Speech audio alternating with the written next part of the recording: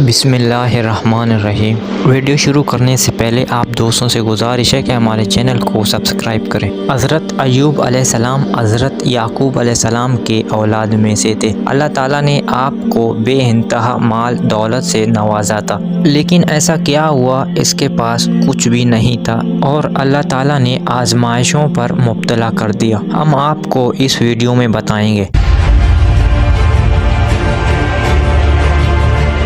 حضرت ایوب علیہ السلام نہایت سچے اور برائیوں سے دور رہنے والے انسان تھے۔ ہر وقت اللہ کی عبادت اور شکر ادا کرتے۔ پھر اللہ تعالیٰ نے آپ علیہ السلام کو آزمائش میں مبتلا کر دیا۔ سب چیزیں واپس لے لی۔ تمام بچے آزمائشوں کے دنوں میں مر گئے۔ طرح طرح کی بیماریاں لاحق ہوئی۔ ان تمام مصیبتوں اور بیماریوں کے باوجود آپ علیہ السلام اللہ تعالیٰ کی شکر ادا کرتے اور ہر وقت زبان پر اللہ کا نام ہوتا۔ لوگوں نے آپ علیہ السلام سے ملنا جلنا بند کر دیا، سوائے اپنی ایک بیوی کے جو ہر وقت اس کی خدمت میں لگی رہتی۔ آپ علیہ السلام کا گوشت جسم سے جڑ چکا تھا، صرف ہڈیاں اور پتے رہ گئے تھے۔ ایک دن آپ علیہ السلام کی بیوی نے کہا کہ اگر آپ اللہ تعالیٰ سے دعا کریں تو اللہ تعالیٰ آپ کو اس بیماری سے نجات دلائے گا۔ تو آپ علیہ السلام نے جواب دیا کہ اللہ تعالیٰ نے 70 سال تک مجھے صحیح سلامت رکھا، اب کم از کم 70 سال تک تو میں بھی صبر کر لوں گا۔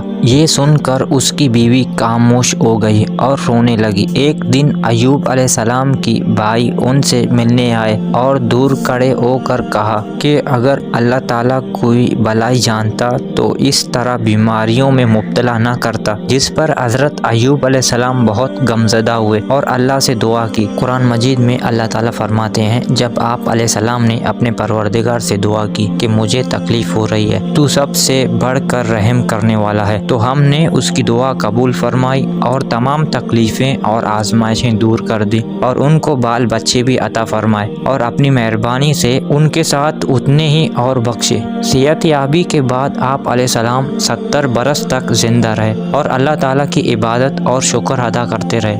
اگر آپ ہمارے چینل پہ نئے ہو تو چینل کو سبسکرائب کریں اور بیل آئیکن پریس کریں تاکہ آپ کو ہمارے آنے والے ویڈیو آپ تک پہلے پہنچ سکیں۔ اللہ حافظ۔